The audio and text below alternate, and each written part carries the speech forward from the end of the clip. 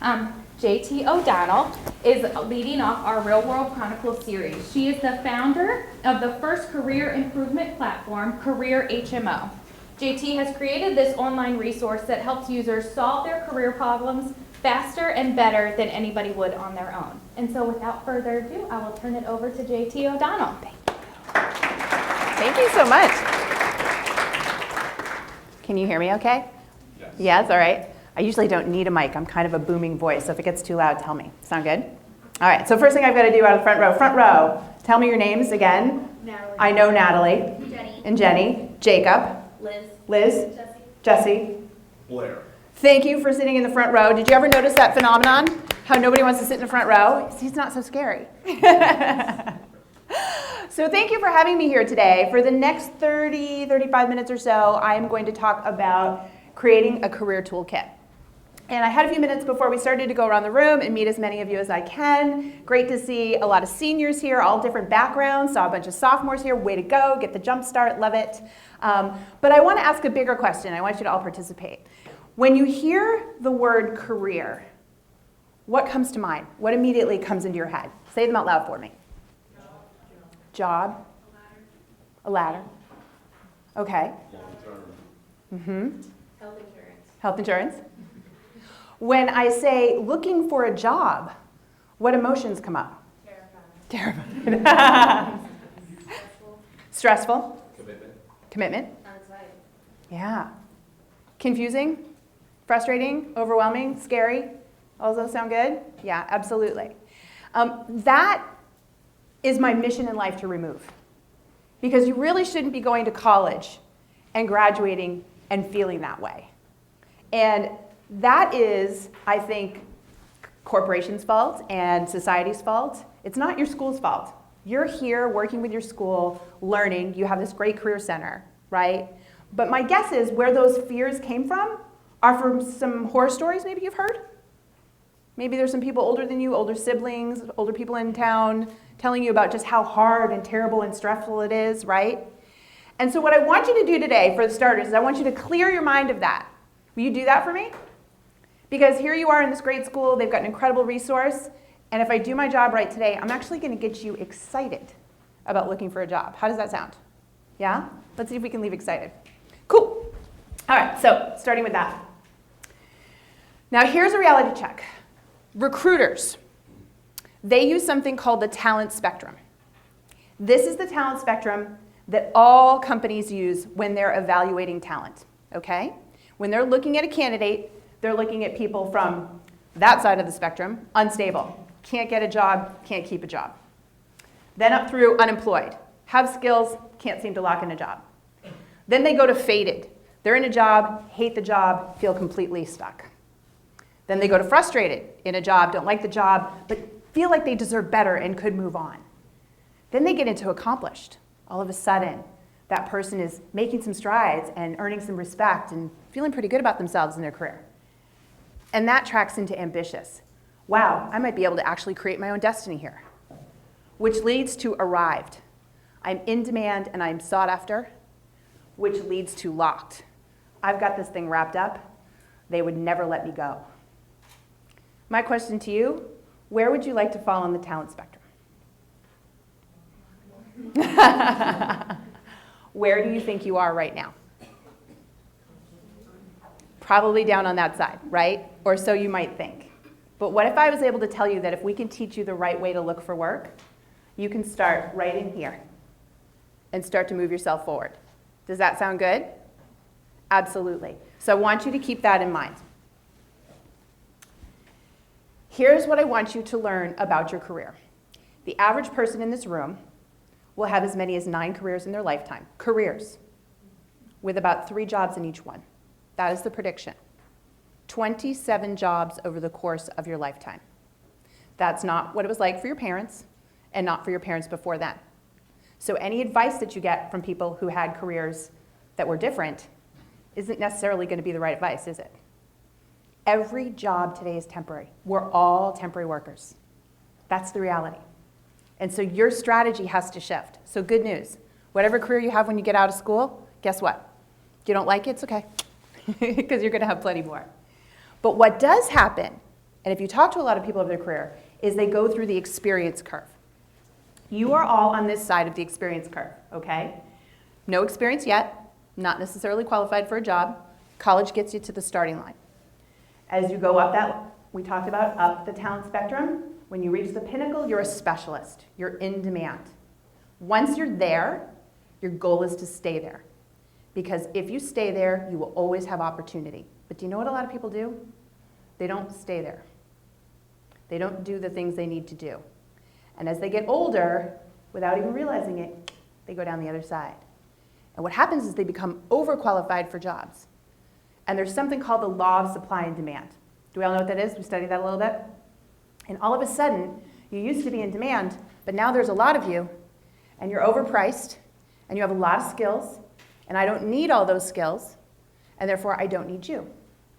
And that's what's happening in our society right now, right?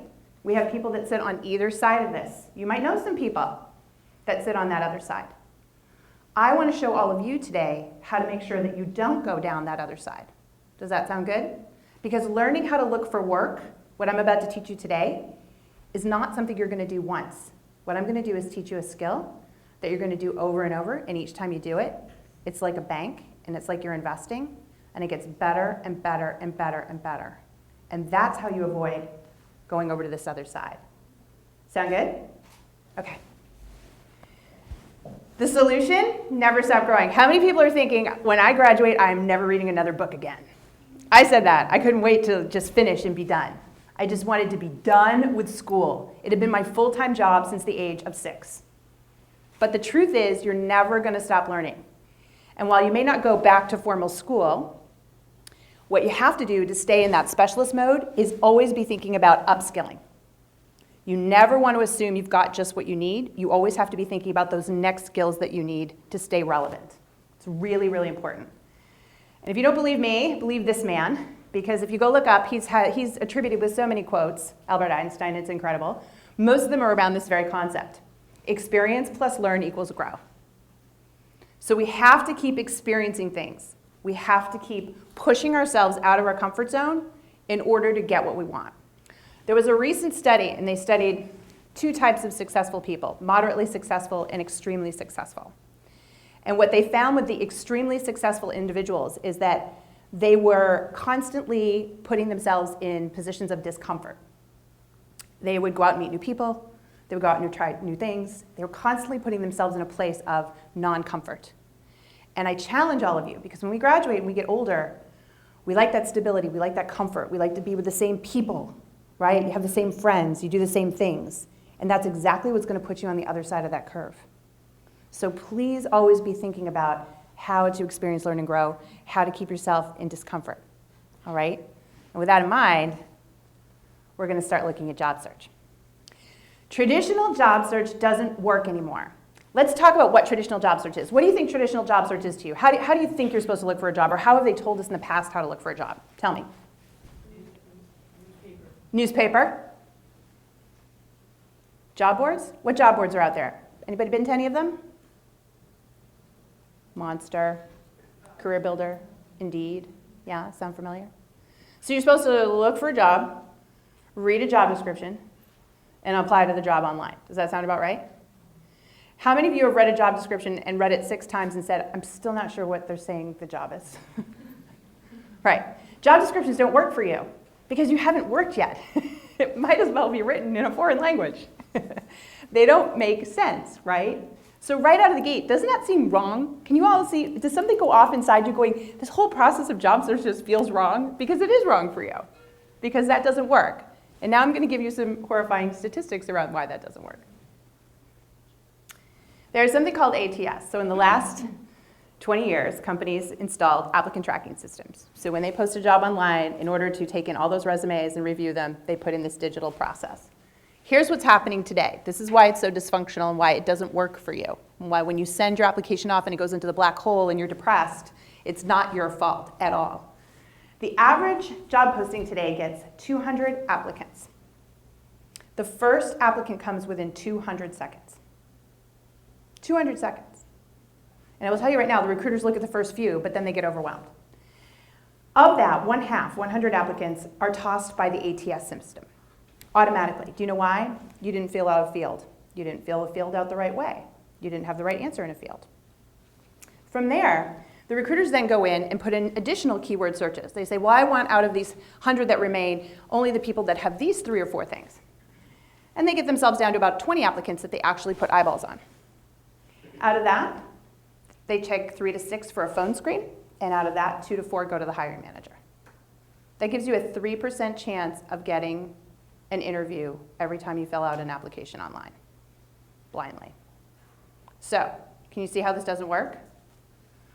It doesn't work because we don't know what to do and we don't know how to present ourselves. But the good news is you can go around this, and it's way more fun when you do. You can absolutely go around the applicant tracking system, and that's what I want to teach you today when I said it's more fun. Would you like to be in control? How many people would like to choose who they work for in this room? Get your hands up. That's what I'm going to teach you how to do today, okay?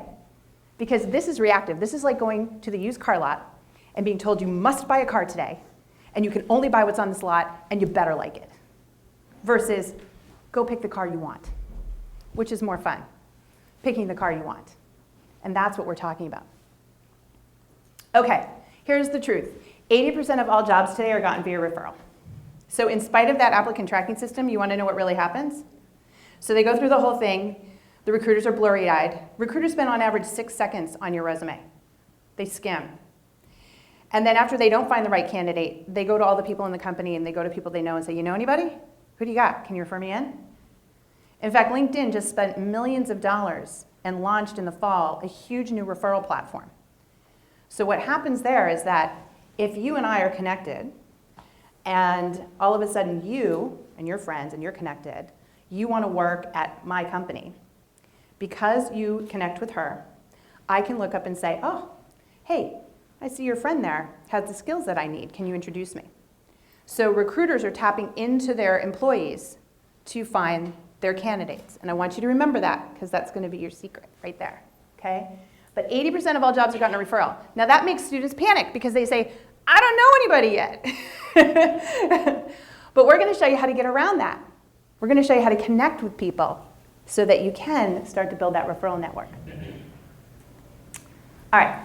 The solution is something called disruptive job search. Disruptive means doing it a different way, going in a different direction. And what I want y'all to do right now is pat yourselves on the back right here, right now. Because the fact that you're here tells me that you want to find a different way.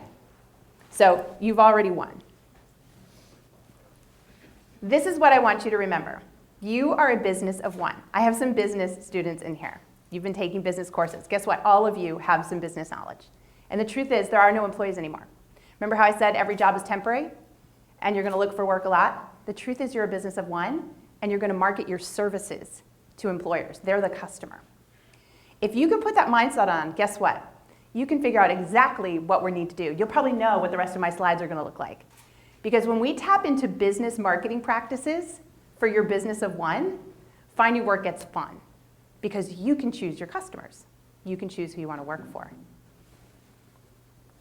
We're going to start with the first thing. Here's what I want you all to do. This is the first exercise that you're going to do after this class. You're going to create something called an interview bucket list. And I want you to trust me on this. Don't overthink it. I want you to research and find 10 companies. I don't care where they are. Don't get hung up on whether they would hire you for your skill set. Don't get hung up that they don't have one in the town that you want to live in. I just want you to come up with 10 companies that you absolutely adore. But they have to meet 2 criteria to be on your list. 2 criteria. The first criteria is you have to put them on the list because what they do impresses you, not because you heard they're a sick employer. Don't tell me it's Google because you've seen the pictures and it's a really cool place to work, all right, or Apple.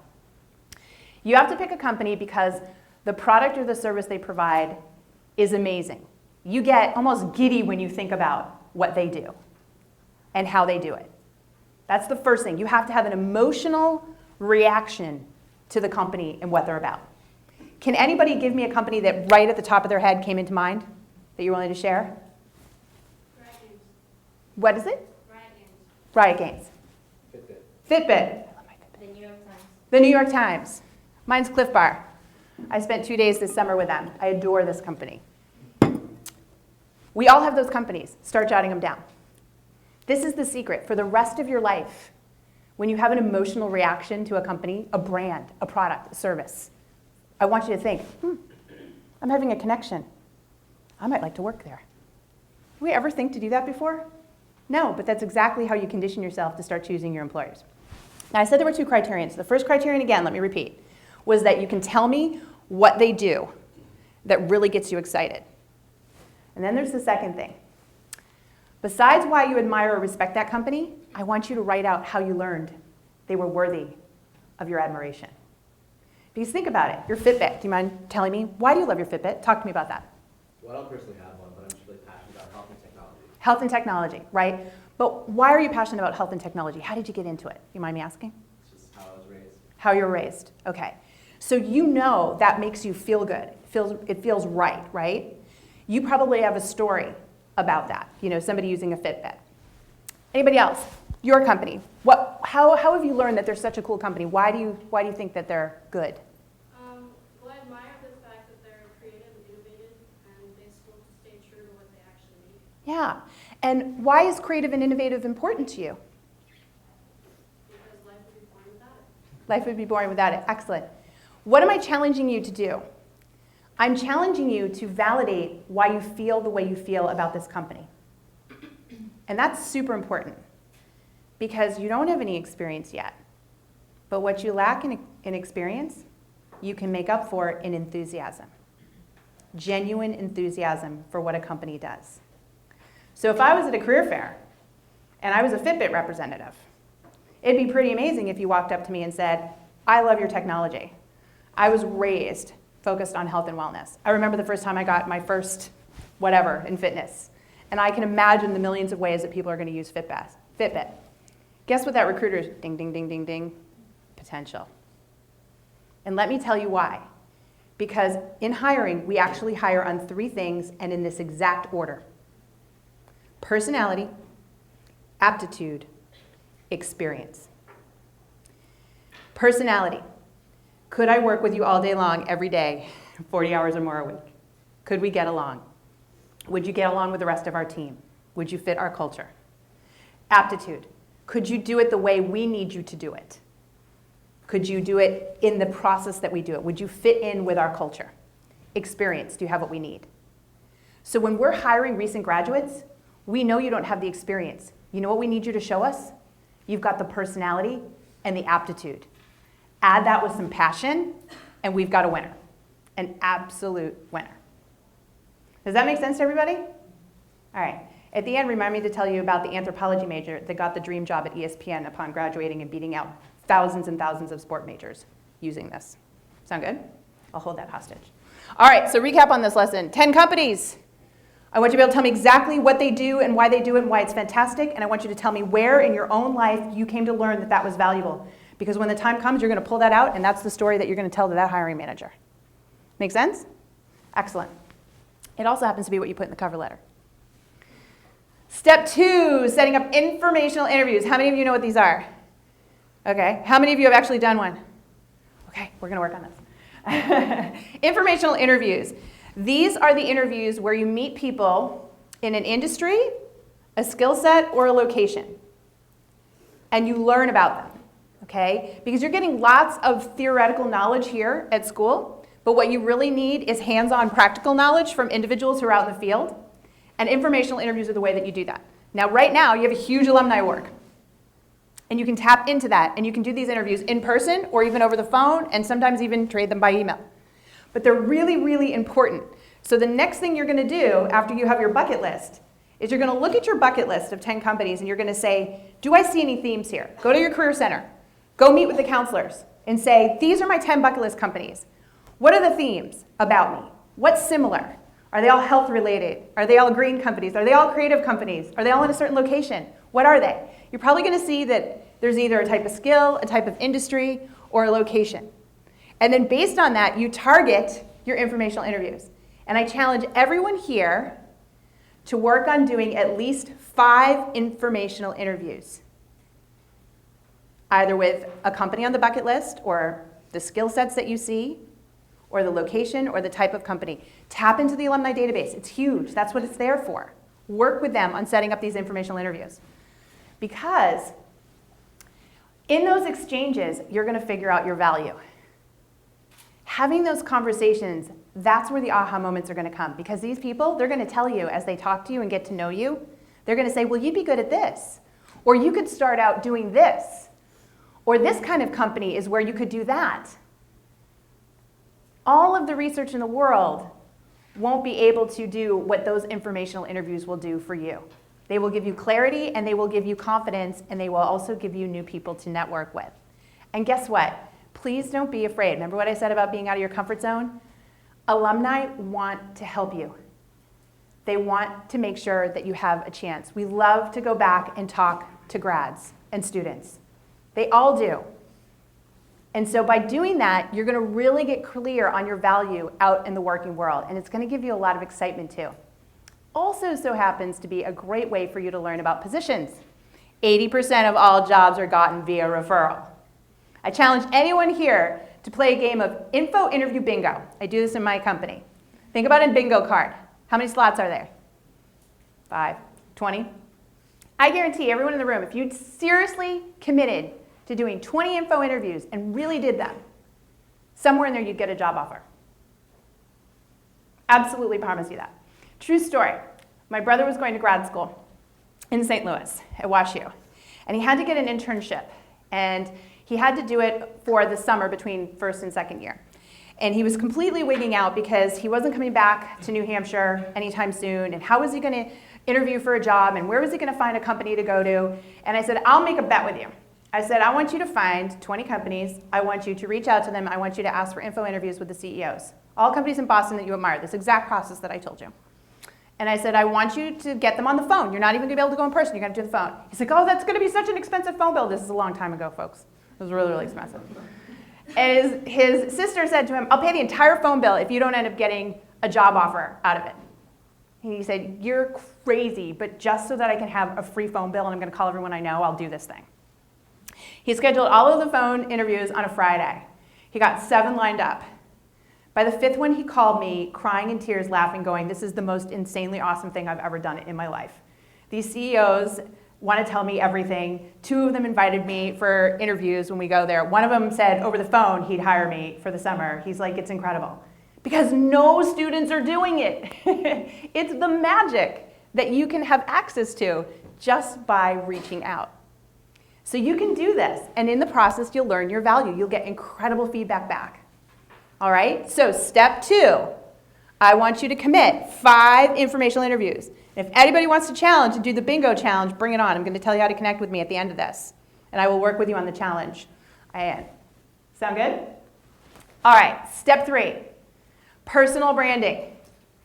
So this is where we talk about the career tools. Now, we could spend a whole day talking about this, but you have some incredible speakers coming your way to talk to you about resumes and LinkedIn profiles. There are 4 major tools you're going to need in your toolkit before you graduate. You ready? Resume, LinkedIn profile, cover letter, and interview prep. Specifically with interview prep, learning how to answer something called behavioral interview questions. They're open-ended questions where they ask you to talk about yourself. All 4 of those tools involve branding. So if we follow this process right, think what we've done so far. We've looked at the kinds of companies we want to work for, what really gets us excited, and we looked for patterns. Okay, some focus. Then we set up informational interviews, we start to talk to people, we start to learn more about ourselves. Boom, light bulbs go off. I know what kind of value I could bring to my first position.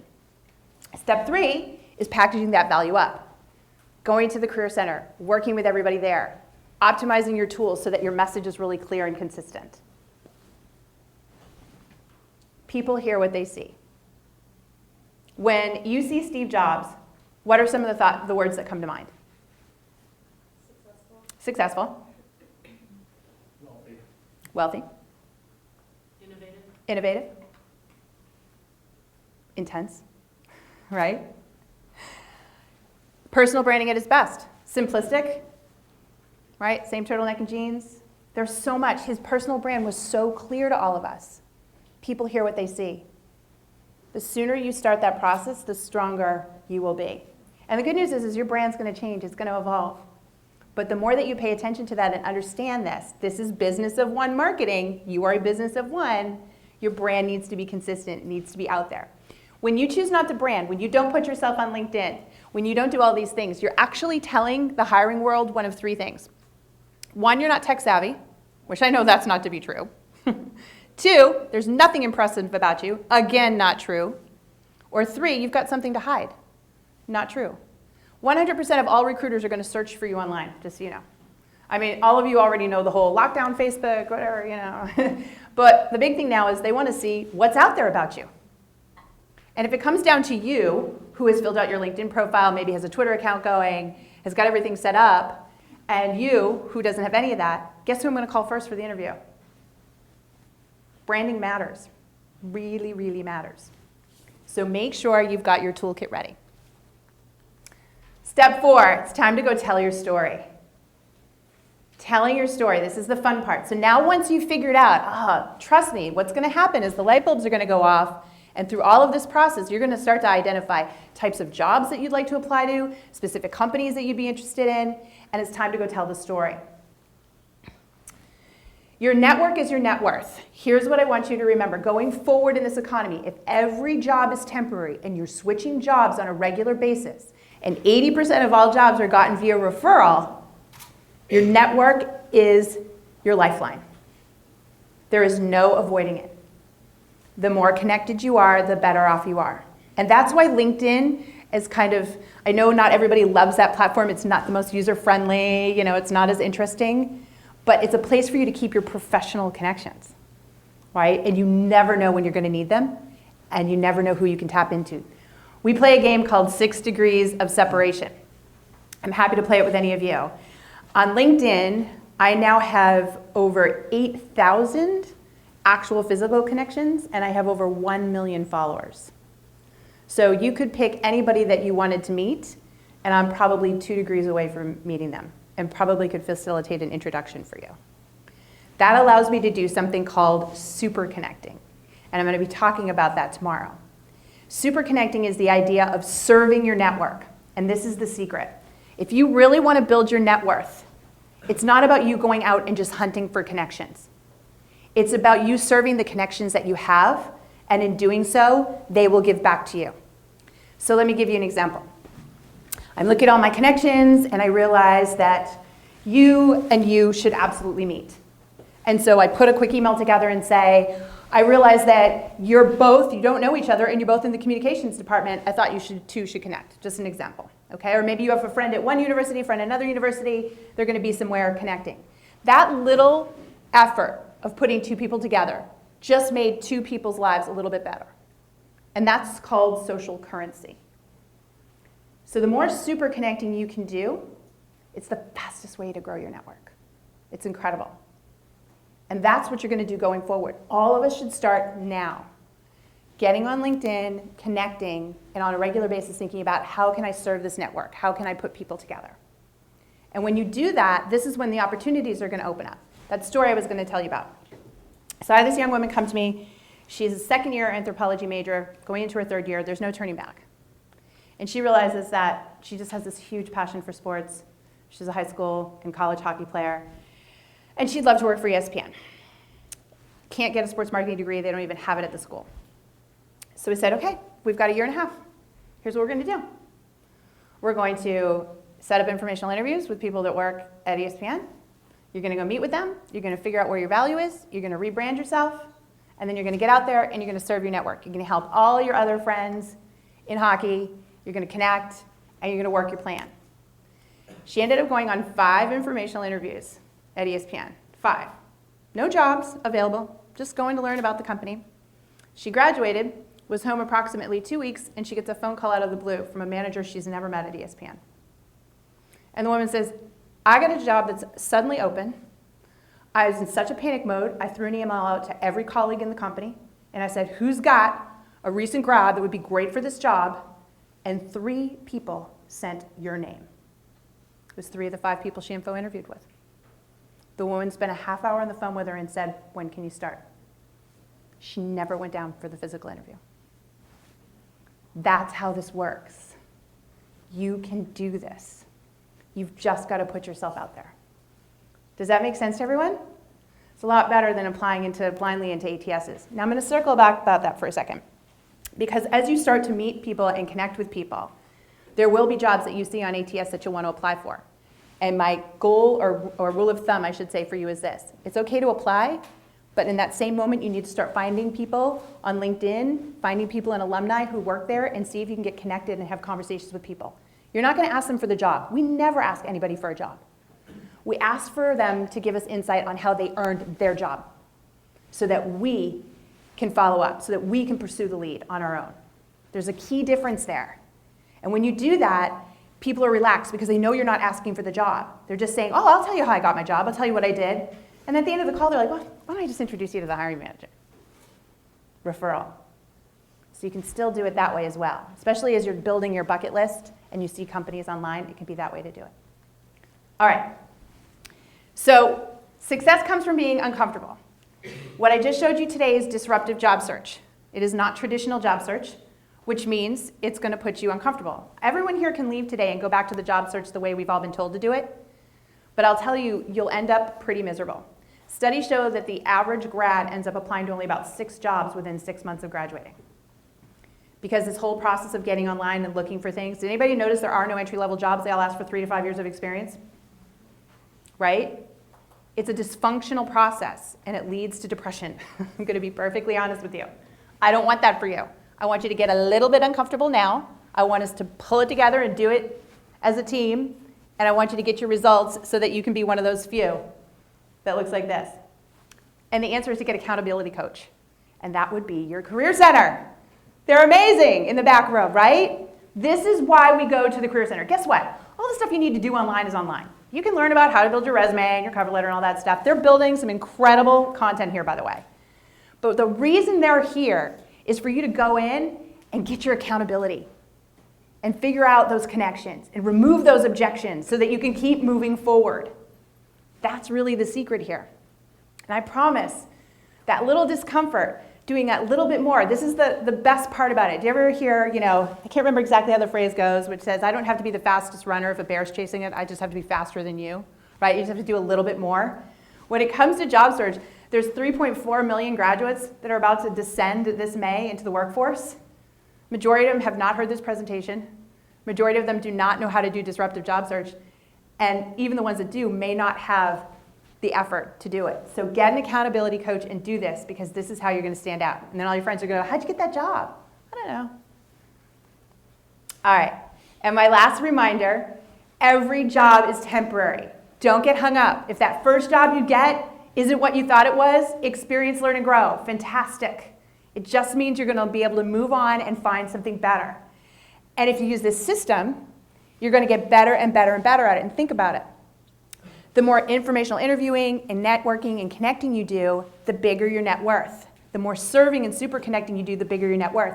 So when the day comes that you need help with a new job search, boom, you're going to find yourself just saying, hey, everyone, it's time for that new role, and everyone's going to want to help you back. That's what's happening in the new economy. That's what you can do. All right, I'm going to stop. How did I do on time? Nice, 35 minutes. Good. Did that make sense? What do you think? A little bit better than sitting on and filling out applications for an hour at a time? It is so much more fun. All right. One thing I'm going to put up so you can write this all down, and then definitely take questions.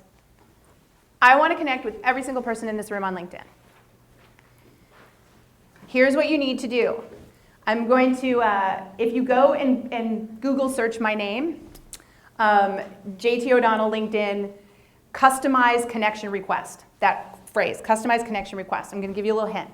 You'll find an article I wrote on LinkedIn on the 7 ways you can customize every connection request to reach out to people on LinkedIn that you don't know. It's so easy you won't even believe it.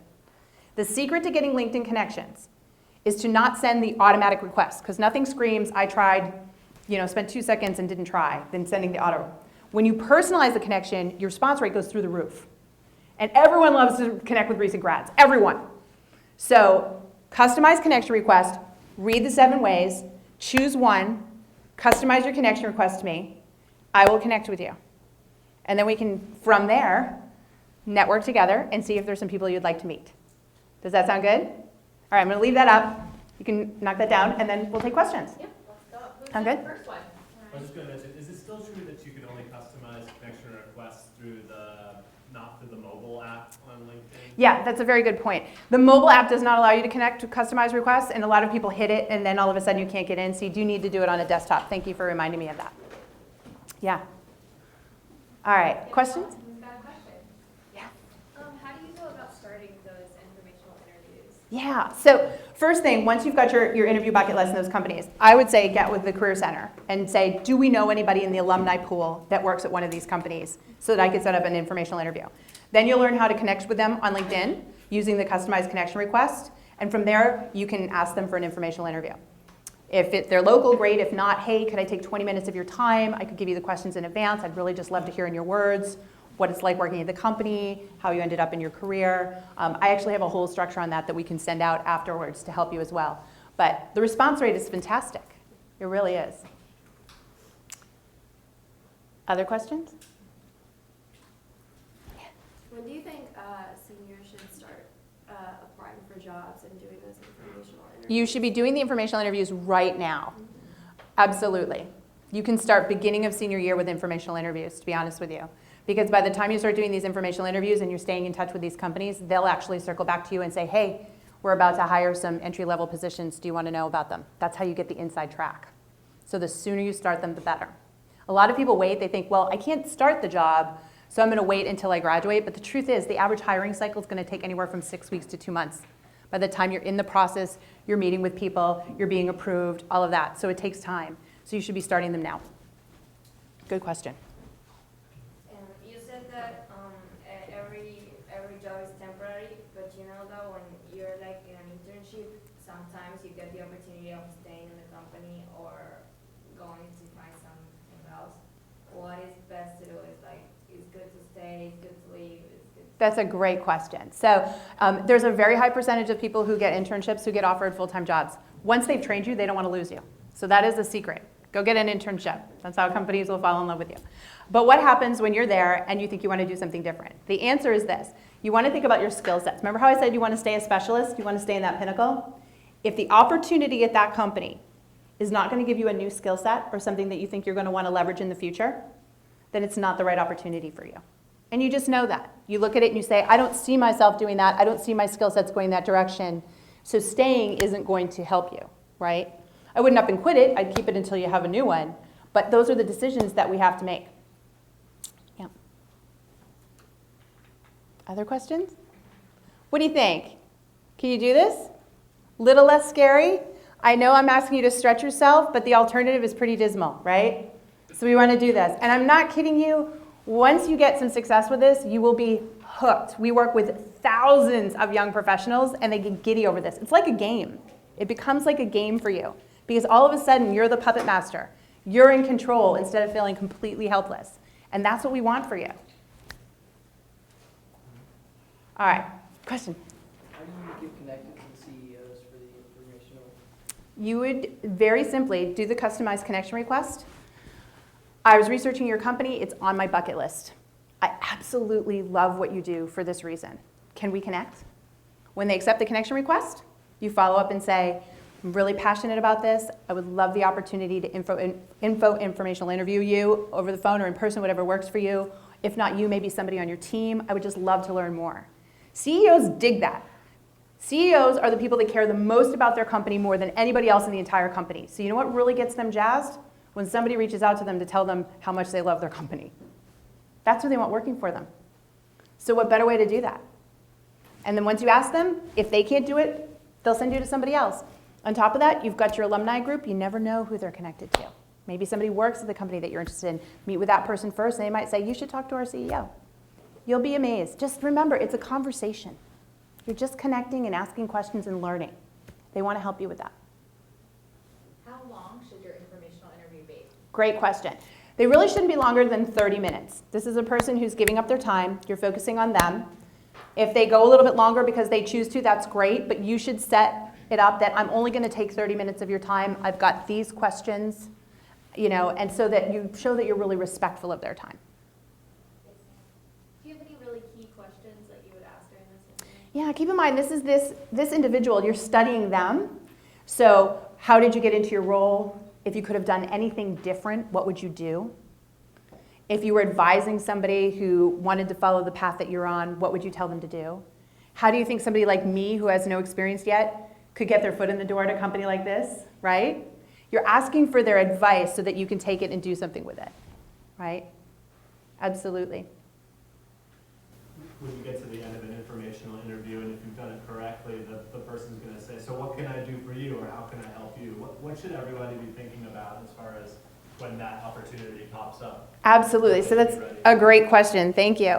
So the first thing that you want to ask, remember how I said you're going to learn about yourself in informational interviews? The first thing that you want to do is say to them, well, I'd love for you to tell me what your impression is of me. Based on what I've shared with you, what do you think that I am and that I do? I want to see how I'm presenting myself to you. Who am I as a young professional? So they'll give you that answer. And then you would follow up and say, do you think that there's anything I could do to be stronger in this, to be better, to present myself better? By asking for that honest feedback and listening to it, now it's triggering to them, hey, they're listening to me, they're going to take that knowledge. I could be more confident in recommending them to a job, right? So what can I do to be better? Absolutely. And then the last question you ask, is there someone you know that you think I could really benefit from informational interviewing with? Would you be willing to introduce me to someone? Someone you think that would be a good fit for me. Everybody can think of one person. And by asking for one, you're not asking for too much. But guess what? Isn't that brilliant? Because once you ask for an informational interview and you get it, you ask that person for someone to meet, there's your next informational interview, and there's your next informational interview, and all of a sudden you've got no problem getting informational interviews. All it takes is one. That's how you fill your bingo card. Good. Any other questions? I know somebody's got the last one for sure. Helpful? Yes? You guys can do this. You're already here. Baby steps. If you were to do 30 minutes a week, focusing on this. Get together with your friends, brainstorm, sit around, come up with companies together. Make it a game. Have fun with it. And of course, get help, get support. You've got an incredible crew. You're going to connect with me. I'm there to answer any questions you have. But I want to see you succeed because I don't want you to think that it is this horrible, awful, terrible thing that you're going into, because it's not. I know a lot of people that have used this process, got killer jobs, catapulted their careers early, and are loving life. But it's because they chose to do this now instead of waiting. So on that note,